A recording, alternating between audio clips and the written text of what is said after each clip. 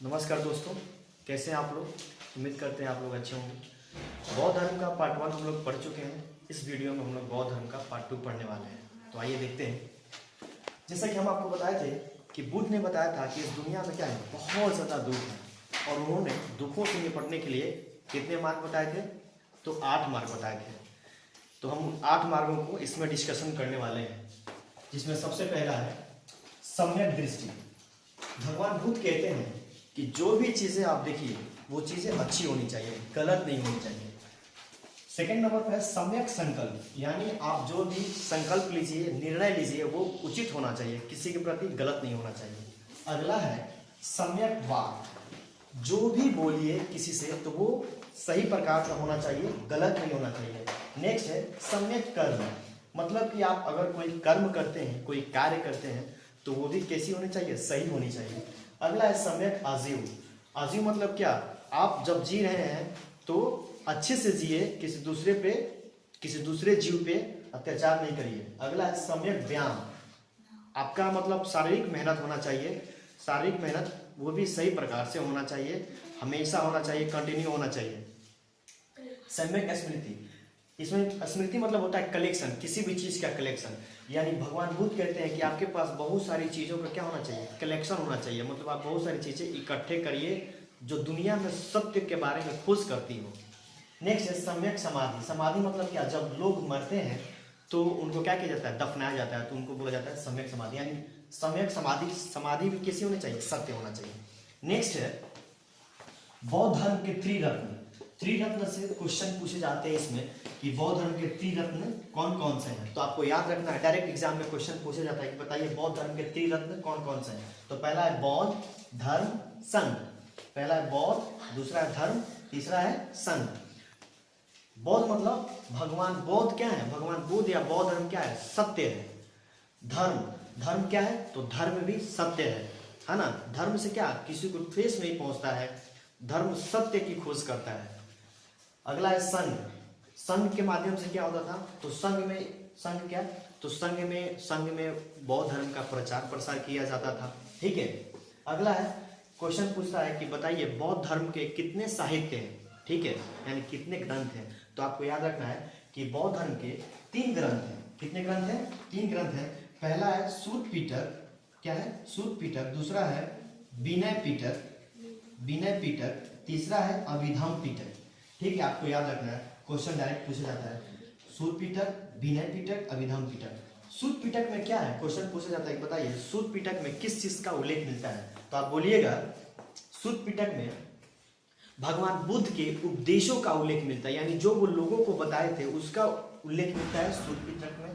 Vinaya Pitaka, question पूछता है कि बताइए विनय पिटक में किस चीज का उल्लेख मिलता है। तो बौद्ध धर्म के नियमों का उल्लेख मिलता है कि आपको कैसे इसमें रूल्स फॉलो करने हैं, आपको कैसे फॉलोअर्स रहना है, कैसे अनुयायी बनने के लिए आपको क्या क्या करना पड़ता है, नियमों का उल्लेख किया गया है। अभिधम पिटक में भगवान बुद्ध के दार्शनिक विचारों का वर्णन किया गया है। ठीक है, मतलब वो कहाँ कहाँ गए थे, किस जगह पे घूमने गए थे, वो जगह कैसा था, वहां पे उन्होंने किस किस चीजों से मुलाकात किया, इसकी विचार अभिधम पिटक में मिलता है। अब देखिए बहुत ही अच्छा बीपीएससी में क्वेश्चन पूछता है कि बिहार की राजधानी का क्रम बताइए। ठीक है, तो आपको याद होना चाहिए कि बिहार का राजधानी क्या है। सबसे पहले राजधानी बिहार का कहाँ था, अभी वर्तमान में पटना है, जिसको हम लोग पाटलिपुत्र भी बोलते हैं। तो सबसे पहले राजधानी था राजगिरी। कौन सा जगह था, राजगिरी। यानी क्वेश्चन पूछा जाएगा सबसे पहले राजधानी कहाँ था, तो राजगिरी। तो राजगिरी के बाद सेकेंड पे वैशाली, और अभी वर्तमान समय में कहाँ है, पाटलिपुत्र। अब देखिए इसी से रिलेटेड यहाँ पे जब पूछा जाता है कि बताइए बौद्ध धर्म के बौद्ध संगीतियाँ हुई थी तो वे किस किस स्थान पर हुई थी। तो सबसे पहले राजगिरी, फिर वैशाली, फिर पाटलिपुत्र, और चौथे नंबर पे जो संगीति हुई थी कुंडलवन, कश्मीर में हुई थी। ठीक है, तो आइए देखते हैं। तो पहली, दूसरी, तीसरी, चौथी, चारों बौद्ध संगीतियों का वर्णन यहाँ पर हम लोग देखेंगे। एग्जाम में बहुत अच्छा क्वेश्चन पूछता है, इनका टाइम याद रखेंगे। पहली बौद्ध संगीत 483 बीसी में, दूसरी बौद्ध संगीति 383 बीसी में, तीसरी 251 बीसी में, और चौथी पहली सदी में 1 एडी में। अब देखिए पहला जो था 483 बीसी में राजगृह में हुआ था। कहाँ हुआ था, राजगृह में हुआ था। किस जगह पे, राजगृह में। बोले थे ना कि सबसे पहले जहाँ पे राजधानी था वहां पे राजगृह, वहां पे स्थान में हुआ था। इसमें राजा कौन था? क्वेश्चन पूछा जाता है कि बताइए कि पहले बौद्ध संगीति में राजा कौन था? अजातशत्रु। कौन थे? अजातशत्रु। क्वेश्चन पूछा जाता है बताइए पहले बौद्ध संगीति में अध्यक्ष कौन थे? तो महाकश्यप। कौन थे? महाकश्यप। इसमें इंपॉर्टेंट बिंदु भी याद रखना है कि सूत पिटक और विनय पिटक, जो हम दोनों यहाँ पे ग्रंथ पढ़े हैं, सूत पिटक और विनय पिटक, इन दोनों ग्रंथों का क्या हुआ था? यहाँ पे संकलन हुआ था। मतलब इस पहले बौद्ध संगीति में उसको मतलब एक जगह पे एकत्रित किया गया था। दूसरी 383 BC वैशाली में। देखिए सेकंड नंबर पे राजधानी वैशाली, तो वैशाली में हुआ था। इस समय राजा कौन था? तो कालाशोक। कौन था? कालाशोक। पूछा जाता है अध्यक्ष, तो अध्यक्ष थे सावाकामी। कौन थे? सावाकामी। और मुख्य बिंदु की अगर बात करें तो इसमें बौद्ध धर्म में ऐसा लग रहा था कि थोड़ा सा फूट आ रहा था, मतलब दोनों धर्म जो धर्म था वो दो भागों में डिवाइड हो रहा था। तीसरा 251 BC में पाटलिपुत्र में होता है। कहाँ पे? पाटलिपुत्र। इस समय राजा थे अशोक और अध्यक्ष मुगलीपुत्तितस। और मुख्य बिंदु अभिधम पिटक, जो यहाँ पे लास्ट वाले अभिधम पिटक, जिसमें बुद्ध के दार्शनिक विचार वर्णन मिलते हैं, उसका स्ट्रक्चर किया गया था तीसरी बौद्ध संगीति में। फर्स्ट एडी में चौथी बौद्ध संगीति होती है। कहाँ पे? कुंडलवन कश्मीर में, जिसके अध्यक्ष थे वसुमित्र। इसमें एक और क्वेश्चन पूछा जाता है बताइए उपाध्यक्ष कौन थे चौथी बौद्ध संगीति में? तो आप याद रखिएगा अश्वघोष। और इसमें मुख्य पॉइंट जो है वो क्या है? मुख्य पॉइंट ये है कि बौद्ध धर्म का विभाजन हो जाता है, हीनयान और महायान दो भागों में विभाजन हो जाता है। आइए बौद्ध धर्म का विभाजन देखते हैं। पहला हीनयान और दूसरा है महायान। अब होता क्या है, हीनयान जो है, हीनयान वो परिवर्तन नहीं चाहते थे, वो सोचते थे कि परिवर्तन बिल्कुल भी बौद्ध धर्म में ना हो। और जो महायान जो शाखा था उसमें उसके जो फॉलोअर थे वो चाहते हैं कि बौद्ध धर्म में परिवर्तन हो। अब देखिए परिवर्तन होगा तो क्या होगा? तो हीनयान में क्या, वो सोचते थे कि बुद्ध क्या है? देवता नहीं है, बुद्ध एक इंसान ही है जो हम लोगों को अपना विचार देते हैं, सही मार्गदर्शन देते हैं, सही ज्ञान देते हैं। ये हीनयान में माना जाता था। ये मूर्ति पूजा के क्या थे? विरोधी थे। वहीं पे अगर महायान देखें तो ये परिवर्तन को अपनाते हैं और ये कहते हैं कि बुद्ध तो इंसान है, लेकिन इंसान के साथ साथ वो एक भगवान भी है, वो एक क्या है? देवता भी है। ये मूर्ति पूजा को मानते हैं। भगवान बुद्ध की मूर्ति क्या करते हैं? बनाते हैं और उसको पूजते हैं। अब देखिए हीनयान दक्षिण भारत में अभी भी वर्तमान में है। और वर्मा जैसे देखते हैं म्यांमार, वर्तमान में म्यांमार उसको बोलते हैं। थाईलैंड इत्यादि देशों में हीनयान शाखा को क्या किया जाता है? फॉलो किया जाता है। और महायान शाखा को अगर हम लोग बात करें तो ये उत्तर भारत, चीन, जापान और तिब्बत में क्या किया जाता है? इनको फॉलो किया जाता है। अब देखिए बोधिसत्व मतलब क्या होता है? क्वेश्चन पूछा जाता है कि बोधिसत्व से आप लोग क्या समझते हैं? तो देखिए बोधिसत्व मतलब होता है कि मान चलिए हम ऐसे व्यक्ति हैं जो स्वयं निर्वाण प्राप्त कर चुके हैं। अब निर्वाण मतलब क्या? अपने आप पर विजय। दुनिया में जितने भी दुख हैं उनसे क्या किए हैं? दुख नेह नाता सबसे क्या कर रहे हैं? अगर मान के चलिए हम सोच रहे हैं कि अब हमको कुछ नहीं करना है, हम केवल और क्या कर रहे हैं? हम एकदम संत महात्मा जैसे बन के रहेंगे, अपने आप को विजेता कर लेंगे, किसी भी मोह माया के चक्कर में नहीं रहेंगे, उसी को क्या बोलते हैं? निर्वाण बोलते हैं। तो हम तो निर्वाण प्राप्त कर रहे हैं, लेकिन दूसरों को भी क्या कर रहे हैं? सहायता कर रहे हैं कि तुम भी क्या करो? निर्वाण प्राप्त करो। उसी को क्या बोलते हैं? बोधिसत्व।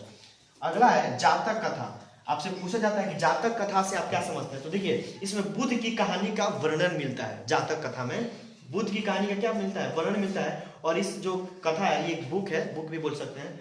इसमें अजंता की गुफाओं का क्या मिलता है? चित्रण मिलता है, फिगर मिलता है। अजंता की गुफाएं, ठीक है, जो कहाँ है? महाराष्ट्र में है। बुद्ध चरित, क्वेश्चन पूछा जाता है बताइए बुद्ध चरित का रचना किसने किया था? तो बुद्ध चरित्र का रचना अश्वघोष ने किया था। अश्वघोष ने किया था। और इसमें इसे बौद्धों का रामायण कहा जाता है। क्वेश्चन पूछा जाता है कि बताइए बौद्धों का रामायण कौन सा बुक है?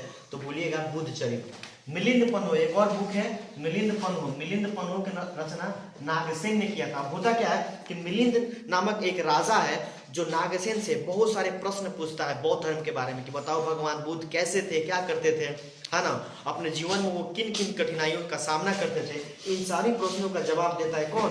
नागसेन देता है। और नागसेन उसको बुक में संकलित करता है जिसका नाम पड़ता है मिलिंद पन्हो। अब देखिए वज्रयान एक शाखा है, मान के चलिए एक टाइम पीरियड है।